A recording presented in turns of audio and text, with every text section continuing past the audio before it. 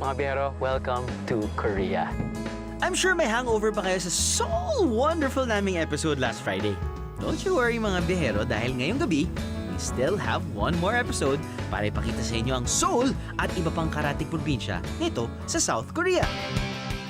Teka, bago nga ang lahat, papaalala ko muna sa inyo kung paano pumunta sa makulay na bansang to. Isang Korean refresher course. Coming up! Una, mag-book ng maaga para sa flights papuntang Incheon, South Korea. Second, kumuha ng Korean visa sa Korean Embassy sa Taguig. Make sure you complete all the requirements, okay?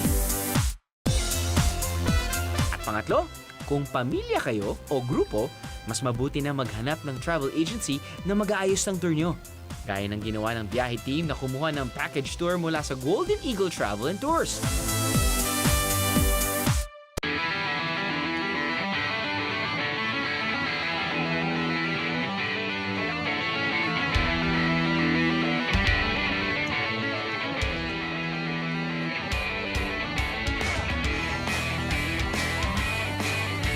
Kasama ang aming official airline partner papuntang South Korea na Cebu Pacific, stress-free and worry-free ang aming flight.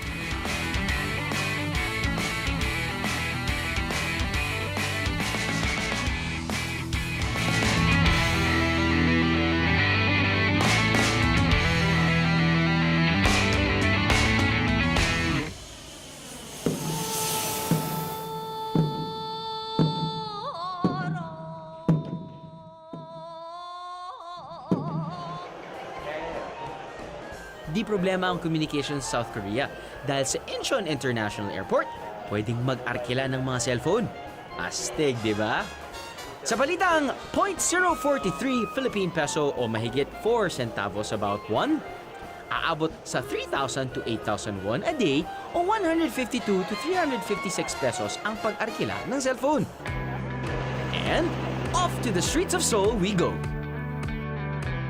Alam niyo bang maraming pagkakapareho ang Pilipinas at Korea? That's right! Make way for Triple T! Travel Trivia Time! Noong World War II, parehong nasakop ng Japan ang Pilipinas at Korea. Kung tayo mga Pinoy may LRT at MRT, ang mga Koreano rin may train system. Good morning mga biyero. Siguro hindi naman masyadong malayo yung papuntang subway. So from our hotel, siguro it's gonna take around less than 10 minutes walk. Pwede ka nang bumaba papuntang subway station. Do not be fooled. Baka isipin nyo, wow, walang gumagamit ng subway. It's a Sunday morning, so hindi masyadong busy yung subway. So like most subways, meron na silang automated system. Buti naman dito sa ating kiosk, English speaking, yung automated teller. Select station 9, CD.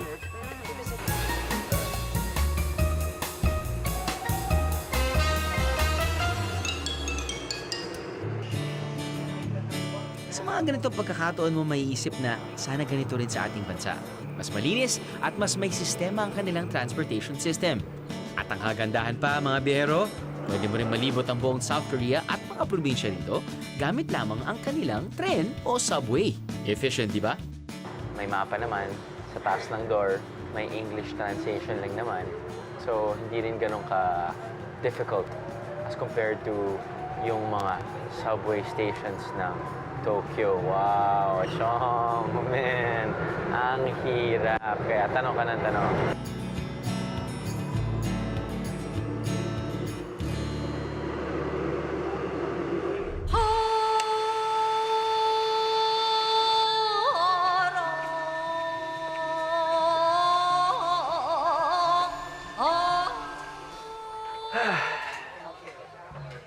Nag-enjoy ako sa trabaho ko pero nakakamiss na rin Pilipinas. Actually, gusto ko na umuwi.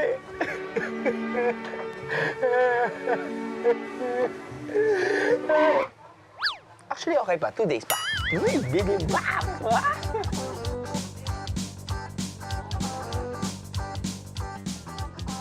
Ito ang bibimbap, ang Korean version ng rice bowl natin. Actually, bibimbap, para sa kanila ay the healthier fried rice.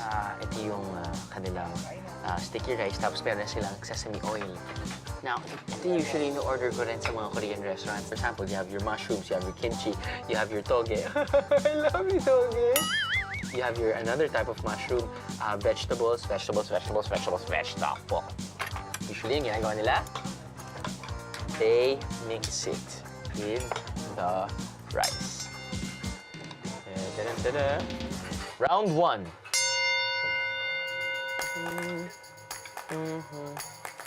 Ang maganda sa bibimbap, sobrang colorful.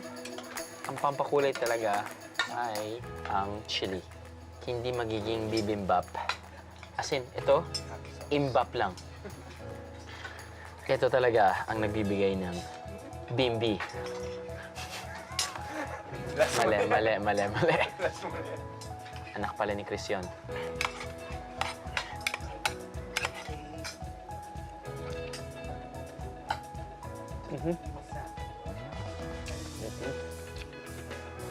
Ito yung pampakilig eh. Siyempre, the best dahil ang daming texture. Gusto ng mga Koreano talaga yung maraming texture na kakain. Malutong from the veggies. Diba? Seafood pancake with some soy sauce with sesames. Ooh, get there? I know. Ayun! Champion!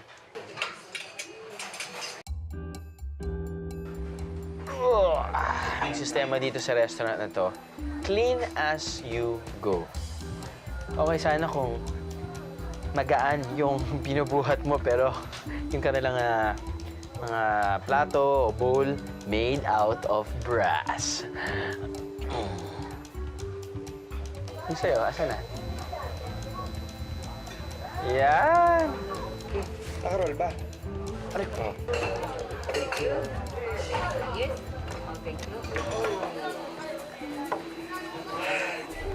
Susunod, ang inyong biyero, makararanas ng matinding pagbabanat ng buto.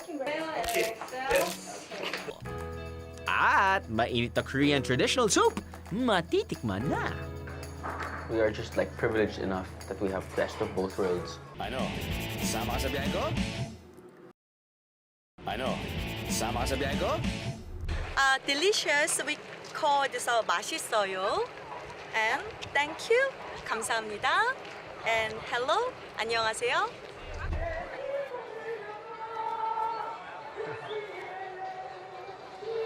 Mga girls, mga mommies, this is your place. Ito ang Myeongdong.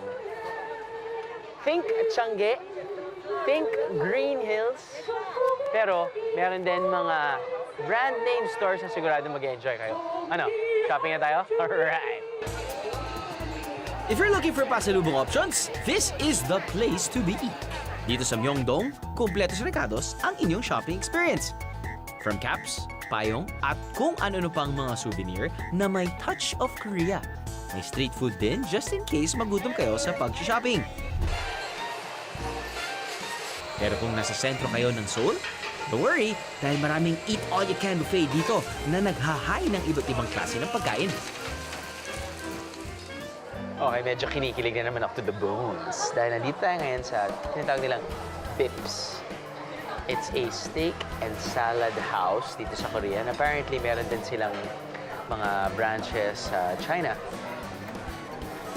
Meron din silang, ano to, breakfast buffet.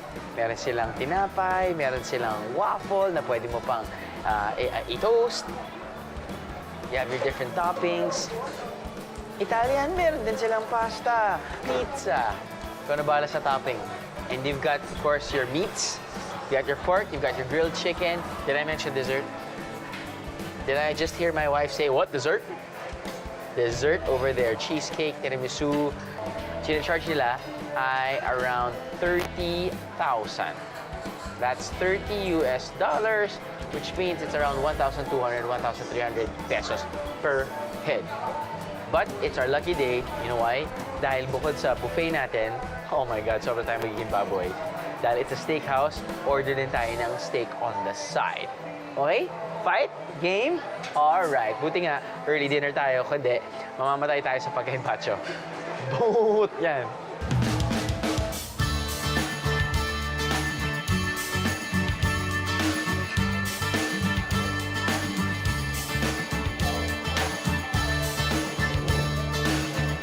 Steward. Walang patapon. Alam mo yung pupunta ka sa buffet, tapos subok. Well, sinubukan ko lahat. Walang patapon. The old meets the new. Yan ang kadalasan mong mapapansin dito sa Seoul, South Korea. Bukod sa mga sinaunang bahay na well-maintained hanggang ngayon, isa pang di nawawala sa kanilang kultura ang traditional Korean medical treatments. Mula pang paganda sa balat at mukha, hanggang sa mga therapy para sa iba't ibang karamdaman. Meron dito sa Kwangdong Oriental Hospital. Mga bihero, medyo may kamahalan nga lang ang magpatingin dito kung ikukumpara sa Pilipinas. Kaya naman, sinulit ko na at nagpatingin na ako ng aking spine sa isang Korean chiropractor.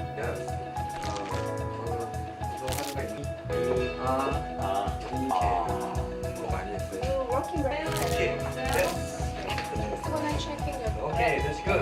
More and more. Okay, good. Stretch your back. Okay. So, okay, let's go. Thank you. Enjoy riding. Thank you. Take it up. You know what? Right now, I feel like an actor. Take on the world, I think. Mukhang nagutom ako sa spine adjustment na yun ah. Parang masarap humigop ng malamig na sabaw. That's right, you heard me! Malamig. Nakagawian na raw kasi ng mga Koreano na kung mainit ang panahon, humihigop sila ng malamig na sabaw. At kung malamig naman, mainit na sabaw. At dahil malamig ngayon, cold soup it is. Disclaimer, kahit sa Japanese restaurants, parang nanay ko nag-order ng yung cold noodles, parang hindi ko siya masyadong trip. Dahil nasanay tayo sa hot noodles.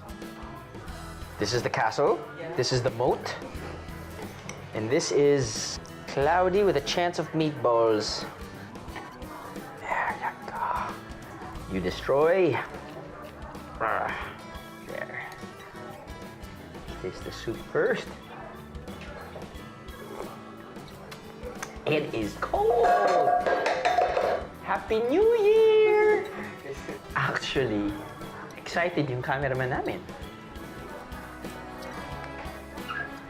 May konting asim, may konting lasa ng pipino dahil may pipino. I'm such a rocket scientist.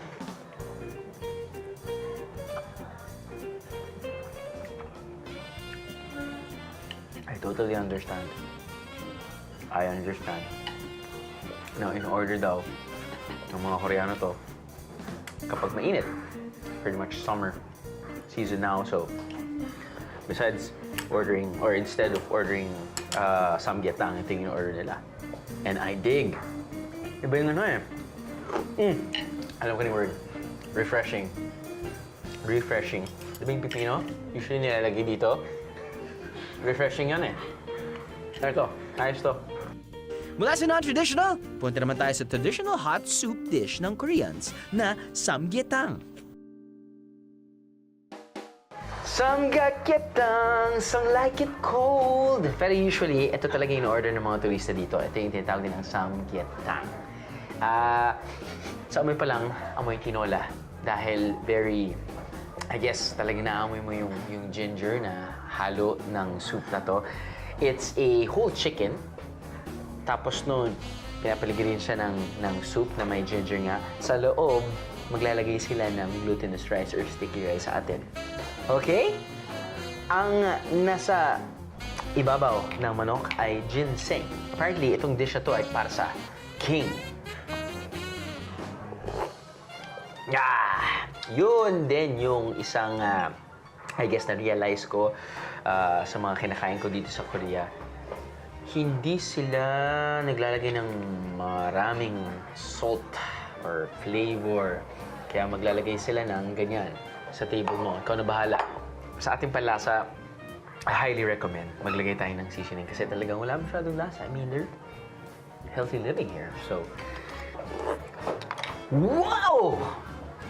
OA, OA. OA. Okay. Pero subukan natin yung laman. Da-da-da-da. Wow. Alam mo naman kung matagal pinakuluan. Oh, just right. Okay? It really just falls off the bone. See? Oh, look at that. Panalo to kapag maulan. Diba? In the mood ka. In the mood kang kumain ng mainit. Let's go inside. See the rice? There. Sa totoo lang, it's just a simple dish. You know? Chicken, boiled chicken, pinalambot, may halong sticky rice sa loob. Pretty much chicken soup with ginger.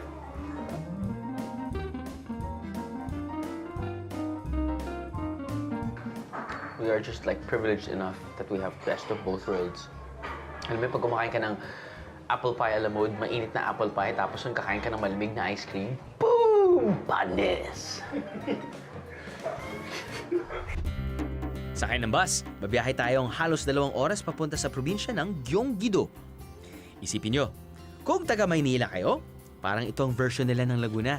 Dito sa Suwon, makikita ang Hwasong Fortress na isang UNESCO World Heritage Site dito sa South Korea.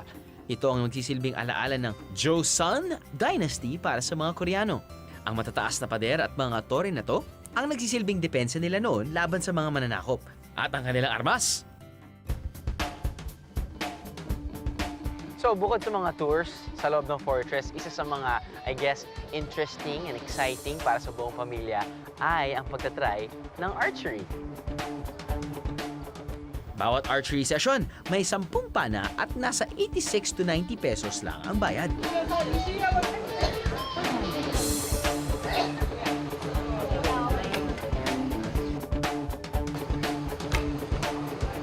Ba, mukhang madali ah.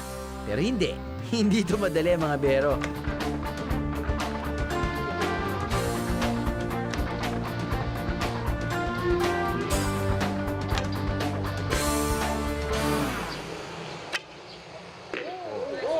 Why don't you go over there? You have to pick all the arrows. I'm sure, para sa mga Korean novela fanatics dyan, alam nyo ang palasyong to. Dito nag-shooting ang Korean novela na Jewel in the Palace. Yep, it's also historic dahil may mga diorama sila na nagpapakita ng traditional scenes tampok si King Jong-ho noong panahon ng Joseon Dynasty. Pero para sa mga katulad kong medyo walang alam sa mga Korean novela, palengke ang bagsak ko. Dito sa kanilang traditional market, kumpleto ang mga traditional na gamit gaya ng mga plato, baso at kung ano-ano pa. Pero ako, mga pagkain binibenta sa tabi-tabi ang habol ko.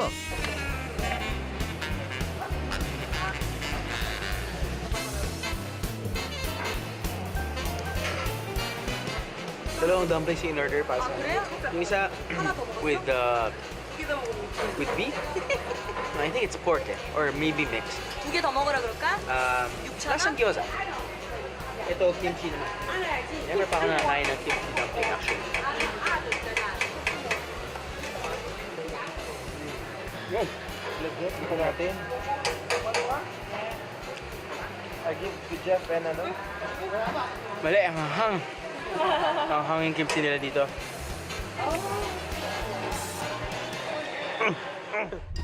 Perfect appetizer ang Korean dim sum na yun para sa isang Korean beef barbecue lunch. So, nandito tayo ngayon sa City of Suwon. Sobrang kilalang kilala ang Calbee dito sa City of Suwon. Pag sa mga Koreano, pag sinabi niyong Calbee, automatic association yan with Suwon City. Sa sobrang sikat nga ng Calbee, nagkakaroon pa sila ng annual Calbee Festival dito.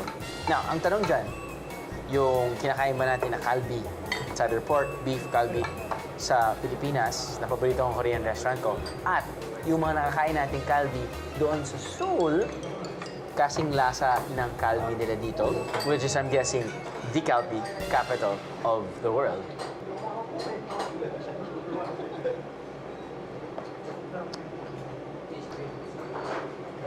The answer is, pareho lang. Masarap pa rin.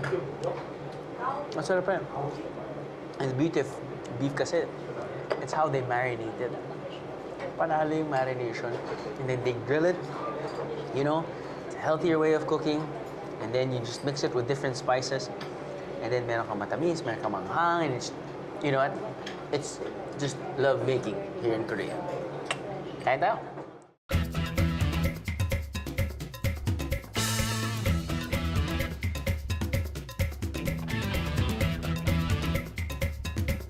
Matapos ang nakakabusog na tanghalian, dadayo naman tayo sa pinakasikat na tourist destination sa probinsyang to, ang Everland.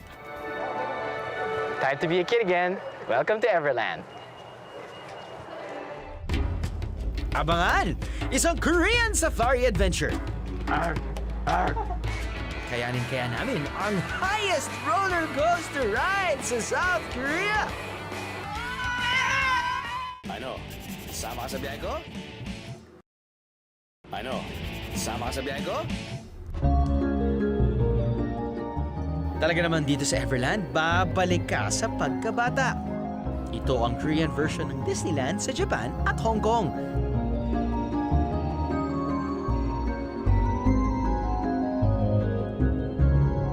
Welcome to Everland, mga biyero! Sa entrance fee na 46,000 won para sa adult o mga 1,900 pesos at 36,000 won o 1,550 pesos para sa mga bata, sulit na rin dahil sa mga kakaiba nilang jungle theme rides.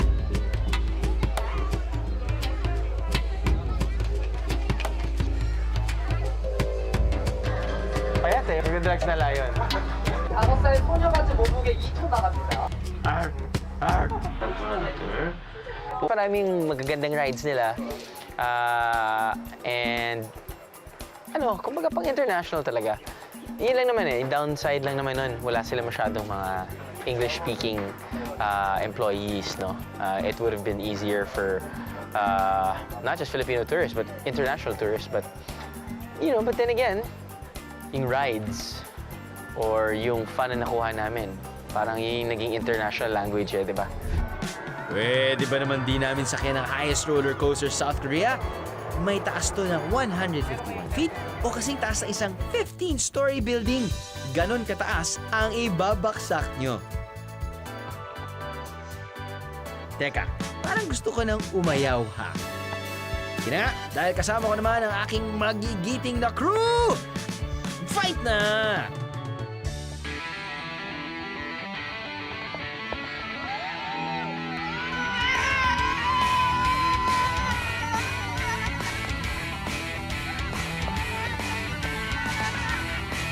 At nabasa ang aming pantalon.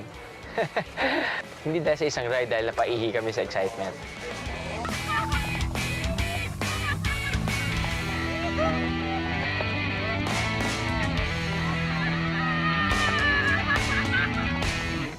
Don't call me Mayor Sanchez for nothing. Medyo instant blow dry. Ang ride yan. Free blow dry. Blow dry, ano? Free blow dry. Pero, dude, I guess it's a ride that you have to try kapag pupunta kayo dito sa Everland. I mean, syempre, nakakatakot. Pero pag kasama mo, barkada mo, kasama mo yung minamahal mo sa buhay, kasama mo yung pamilya mo, enjoy! Basta magsama-sama kayo. It's just gonna take 3 minutes.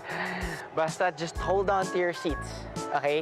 Tapos nun, subukan yung huwag pumikit. Kasi ako pumikit ako eh. Tato eh. Speaking of hair, mukhang feeling ko nag-enjoy din yung mga kasama ko eh. Ano guys, kamusta? Enjoy din kayo? Kalata ba, sir? Okay naman, sir. Yes! Kung hindi naman kaya ng inyong budget ang bumiyahe papuntang Everland at hindi nyo hilig ang mga makapigil hiningang rides, tipong peace and quiet lang ang hanap nyong biyahe, I suggest you travel to Nami Island.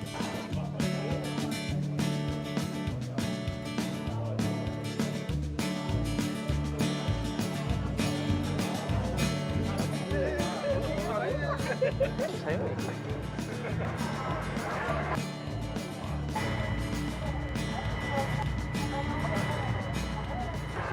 Okay mga bero, pumunta tayo ngayon sa island na yon. Napakaliit na island actually. Around 5 kilometers yung circumference niya. And the name of the island is Nami Island, named after very famous and courageous General Nami, who fought many battles in Korea apparently. Now, mga turista, magre-register lang, kukuha ng passport, o magbabayad ng, I think, around 10,000 won, or that's $10 US, which is around 440 pesos sa atin. Tapos yun, it's just gonna take around 3 to 4 minutes papunta doon. And mga turista o yung mga locals pumupunta sa Nami Island daw para mag-relax, para mag-bungee-bungee, or para HHWW. Holding hands while walking. Dahil sikat daw tong Nami Island na to sa mga lovers. So apparently there are two ways para pumunta sa Nami Island. One, ferry every 10 to 20 minutes. Or second, mas mahal pero mas exciting, zip line. Or dito, tinatawag nilang zip wire.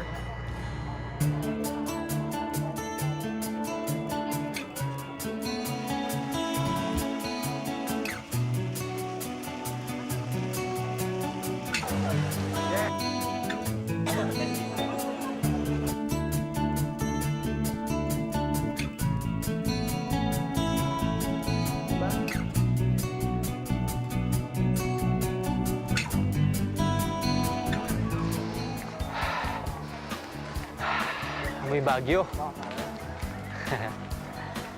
Nakikita mo naman eh. Hindi natural placement yung mga puno dito. Talagang nakahilera. Ganun talaga pang turista. Sabi nga nila, this island is a place for rest and relaxation. Di rin may kakaila na perfect place ito para magpa-picture-picture at mag-selfie.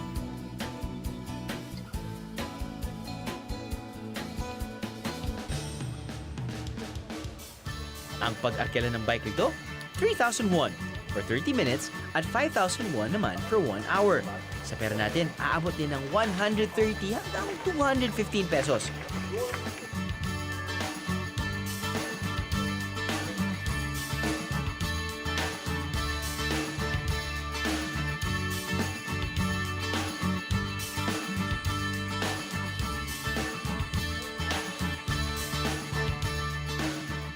Pwede rin namang mag-check-in sa mga cottage at bungalow dito.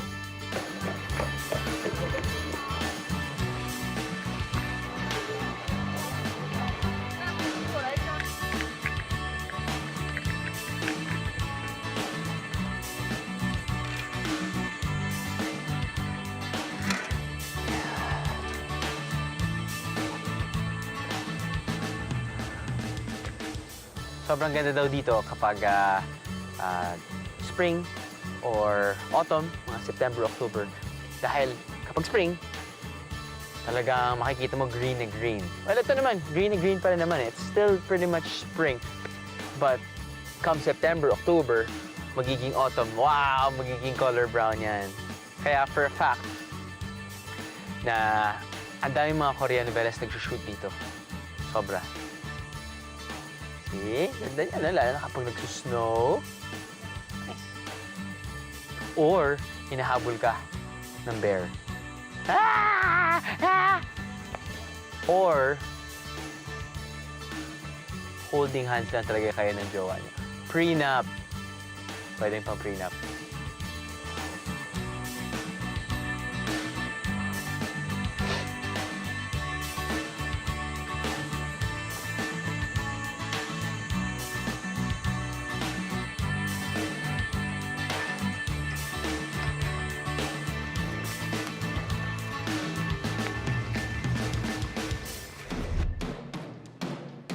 I think it's time for one last authentic Korean meal. The first Korean dish introduced to me ever in my life, bulgogi by my mother when I was a kid. Actually, yung wala pa masyadong mga Koreano na tumitira sa Pilipinas, parang sikat na yung bulgogi di ba? I mean, after how many years na lang nung nagsidatingan yung mga Koreano, nagsilabasan yung mga Korean restaurants, doon na ako nagkaroon ng awareness pagdating sa different dishes like, you know, bibimbap, japchae, you have your kalbi and everything. Actually, first time ko makakita ng ganito, hindi ko alam kung paano. Kalain mo, sinabi nung waitress, dinala dito, hindi pa luto. Ako pa pinagluto, magbabayad naman ako pagluluto dito.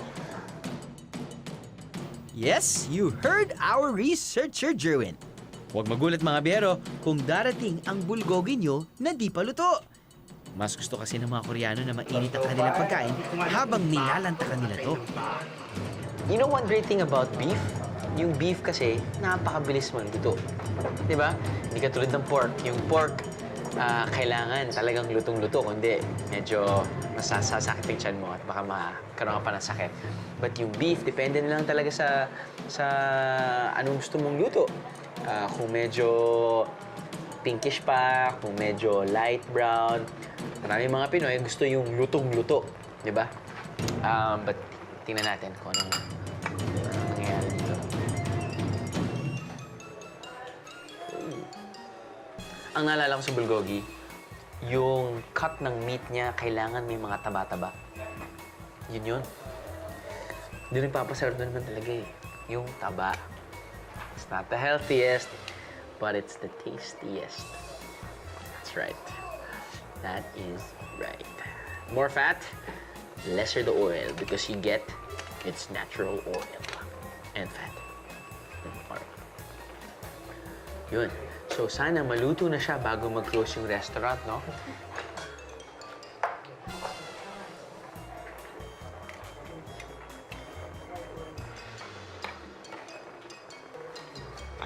So, I'm guessing, medyo naghahalo na ngayon yung lasa ng mushroom, yung different veggies, yung broth, mixed with, of course, yung flavor ng beef, which is getting very, very rich.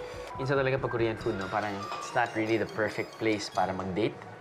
Dahil talagang paglabas mo dito, amoy na amoy kang pagkain. I think this is good. I think this is good.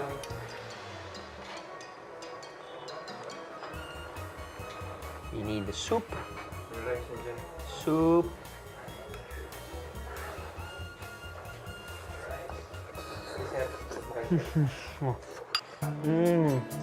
Okay, naalala ko na. Naalala ko na yung bulgogi. Matamis. Matamis na beef. Yun. Pero how it's presented, how it's cooked, alam mo naalala ko? Yung usually na niluluto din ng nanay ko yung sukiyaki. Alam mo yun, yung sukiyaki na beef din, na ganyan din yung parte. Tapos nun parang may sotanghon. Tapos maglalagay sila ng itlog. Tapos medyo matimis din yun eh. But it is good. Soup is good. It's really, really good. Di ba parang nasanay tayo dito sa Korea na medyo limited lang din yung kanilang seasoning. Di ba? Pero pagdating sa kanilang meats, na pretty much star of the show, depending on the menu, no? Dun talaga bumabawi yung flavor. Katulad na kinain natin na grilled pork belly. Boom! Tapos nun yung kinain natin dun sa yung royal menu. Oh, marinated beef and kalbi. Boom! Oh, soju. Up next! I mean, di ba mga bero, usually kapag tayo sa Pilipinas, isa lang yung taga-tagay eh, di ba? Tao kayo, tagay na! Tagay na! Oh, inom! Man, parang na-realize ko ngayon, wala tayong respeto sa mga tao. I swear, wala tayong respeto. Sobra kayong naiinggit. I'm so sure dahil, man, kung saan ako nakatayo ngayon, hindi lang ako masusurprise kung makakita ako ng mga super Korean novela stars. Ano? Sama ka sa biyahe ko? Sama ka sa biyahe ko? Oh, soju. Oh, soju. First time kami nagkakalala ni Soju. Nung balikbayan days. Nung gines namin, nung kala naming inosenteng Koreana. Pangalan niya, si Grace Lee. What is soju? It's rice wine. It's rice wine. Ah. and then you guys drink it while eating. Yeah. And when you're not eating. Or most of the time during when you eat. Yeah, what we eat, we drink together. Sometimes after the meal, we drink. Is there any custom? We use the both hand. You use both hands. I use this both hand. Okay. Also, you got the both hand. You can use the both hand. And Kung then, magbibigay ka raw ng alak sa iba, kailangan daw ibigay mo ang baso gamit ang dalawang kamay. I respect you. You respect me. Yeah. Kailangan din, pag iinom nito, bottoms up! I mean, di ba mga bero, usually kapag tayo sa Pilipinas, isa lang yung taga-tagay eh. Di ba? Tao kayo, tagay na! Tagay na! Oh, inom! Man, parang na-realize ko ngayon, wala tayong respeto sa mga tao. I swear, wala tayong respeto. Mga animal tayo talaga sa Pilipinas, sa totoo lang. Sa totoo lang. Pero going back to Korea, ang dami ko natututunan talaga sa ibang bansa. Thank you so much, Angela. Oh my God. Come back. Come, baby, come, baby, come, come. Chan? 짠. Jose Marie Chan. 벌써. Bottoms up. Yeah. Bottoms up, bottoms up. Da-da-da-da-da.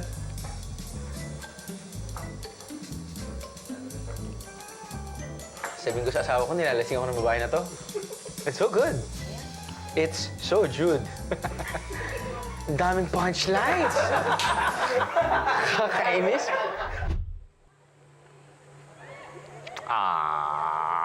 Mga biyero, welcome to Korea. Mga K-pop, pati mga Korean novela fans out there. Sobra kayong naiinggit. I'm so sure dahil, man, kung saan ako nakatayo ngayon, ito yung usually set ng mga sikat na Korean novelas. Hindi ko na sasabihin kung ano. Pero hindi lang ako masusurprise kung makakita ako ng mga super Korean novela stars.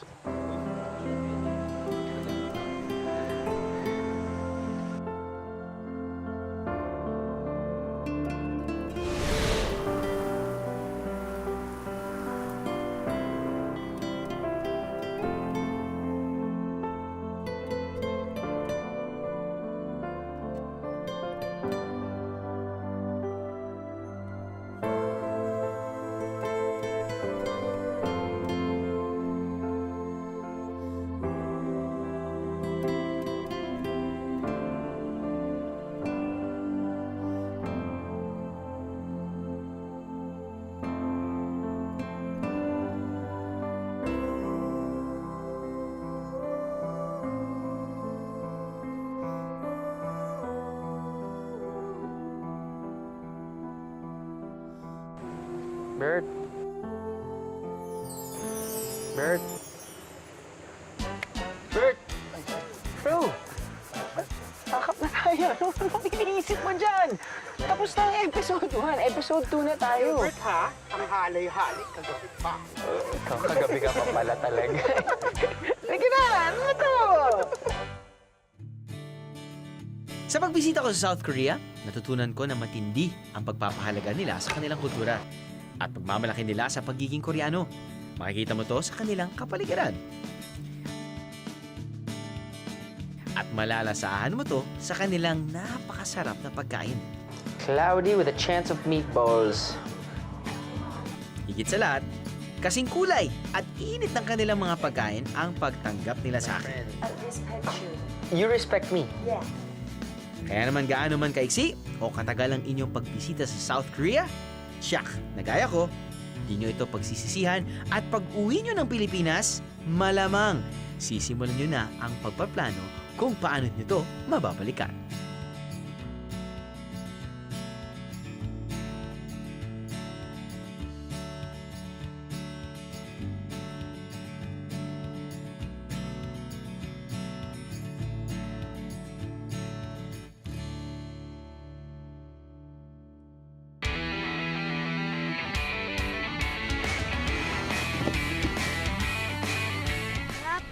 Rap!